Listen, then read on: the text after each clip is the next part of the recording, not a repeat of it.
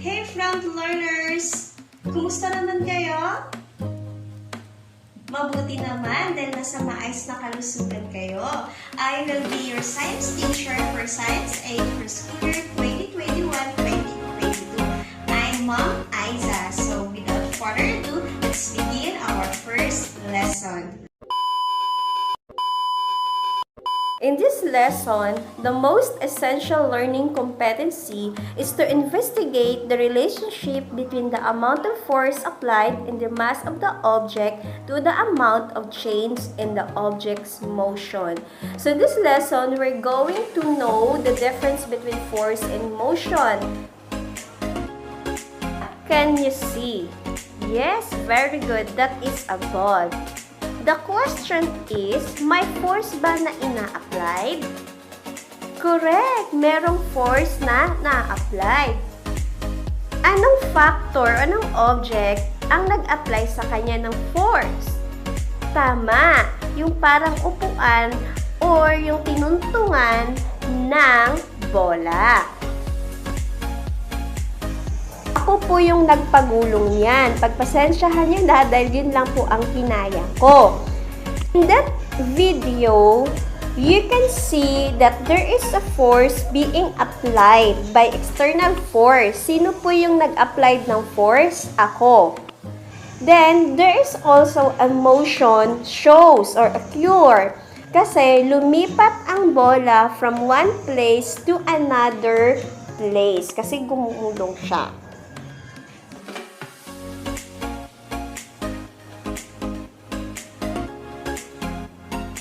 Therefore, in science, a push or a pull of an object is known as force.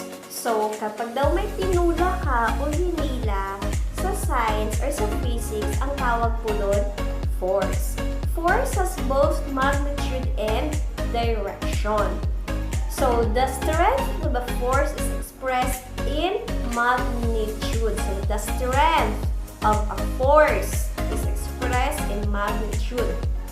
Force brings about a change in the direction or a state of motion.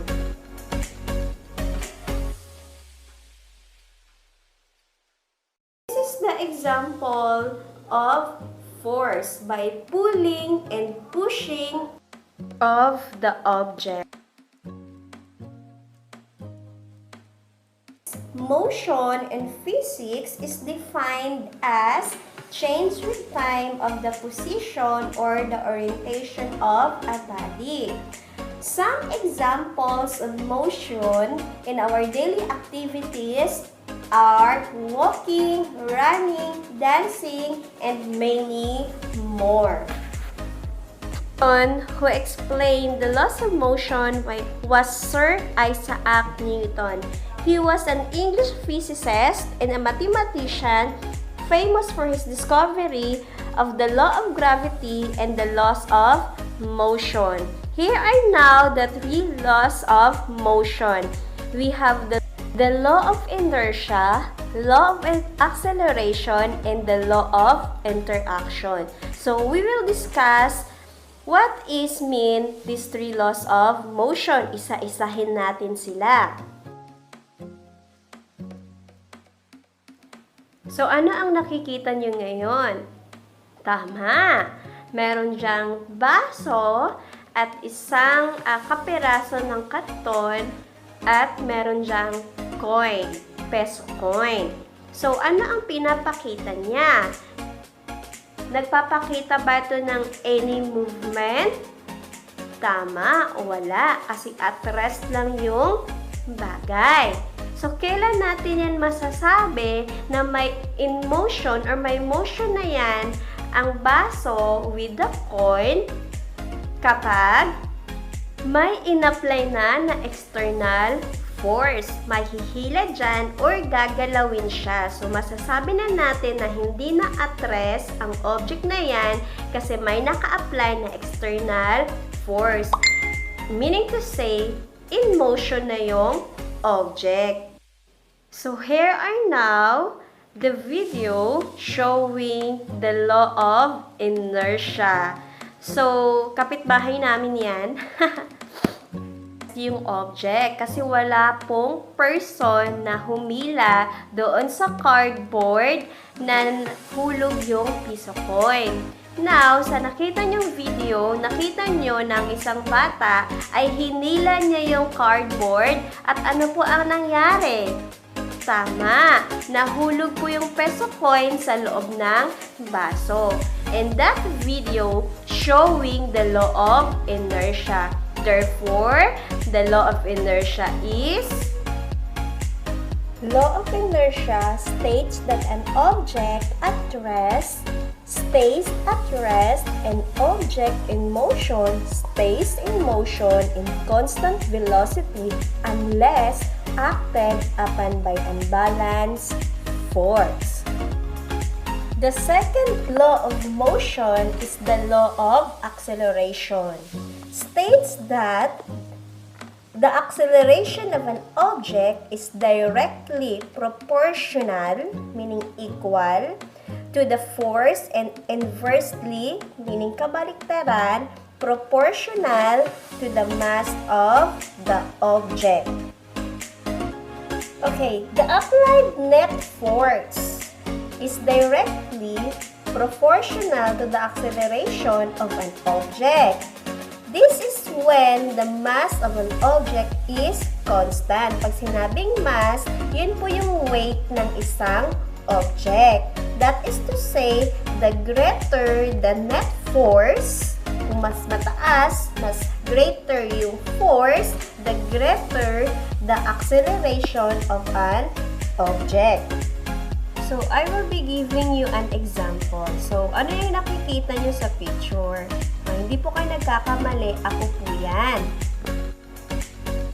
Naghahakot ng module. So, tinutulak ko yung, hindi ko alam ang pangalan nito eh. Basta, parang cart na nilalagay namin dyan ng aming mga dalang module para hindi kami mahirapan kakaakyat baba. So, tinutulak na lang namin. Ang ibig sabihin sa picture na yan, that if the force applied is doubled, the acceleration of an object is also doubled. So, meaning, mas madali ang pagtulak nun kasi mas greater yung force ng dalawang teacher together with Ma'am Elisa. So, ganun siya. So, kapag ang force ay double na apply, the acceleration is also double. Doon naman sa picture na mag-isa lang ako, so, ang mangyayari dyan, if I exert greater acceleration, the lesser the mass of an object. So, law of acceleration expresses in three equations. When the mass is missing, second way naman, when the acceleration is required, or the force is unknown. So, meron po ditong problem solving. So, ipapakita ko po sa inyo ang kanilang mga formulas para hindi po tayo malilito.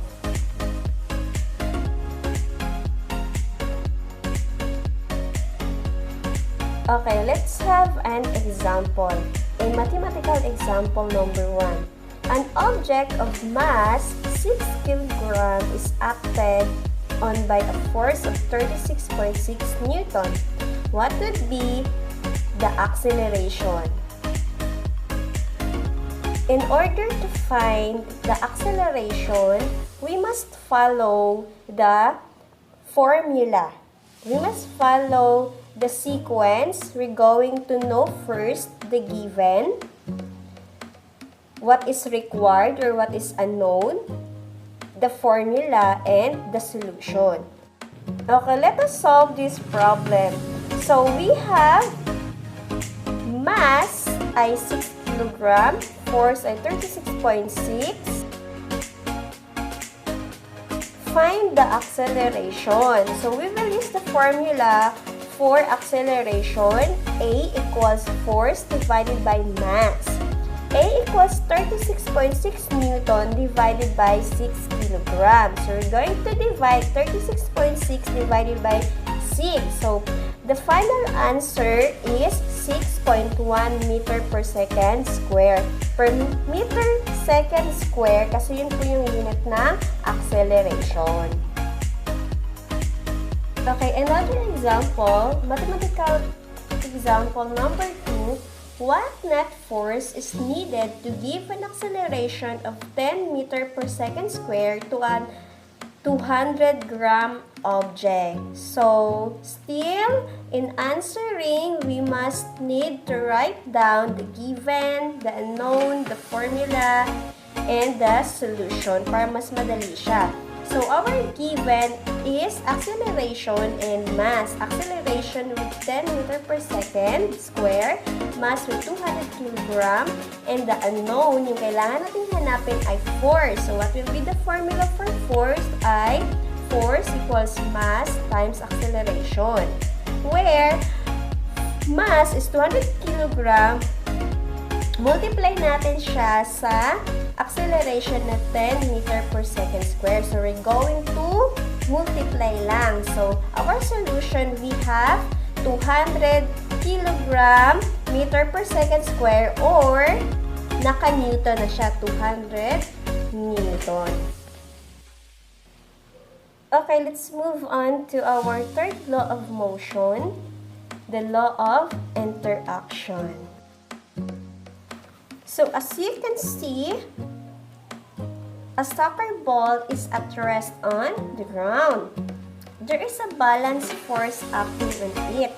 The gravity is pulling down the ball, and according to the third Newton's law of motion, for every action, there is an equal but opposite reaction. The ground is pushing up against the ball with equal force. That is why the ball is not moving. There are many daily activities na nagagawa tayo na pasok po siya sa law of interaction, gaya na lang yung pag-jumping rope, paglalakad, pagpupukpok ng pako sa gamit ang hammer, kahit nga kayo ay, halimbawa, may crush kayo, tapos na-crush back kayo, tapos may interaction na, sana all may interaction. So, ganun po yung law of interaction. So, that will be for our lesson for today, the 3 laws of motion by Sir Isaac Newton.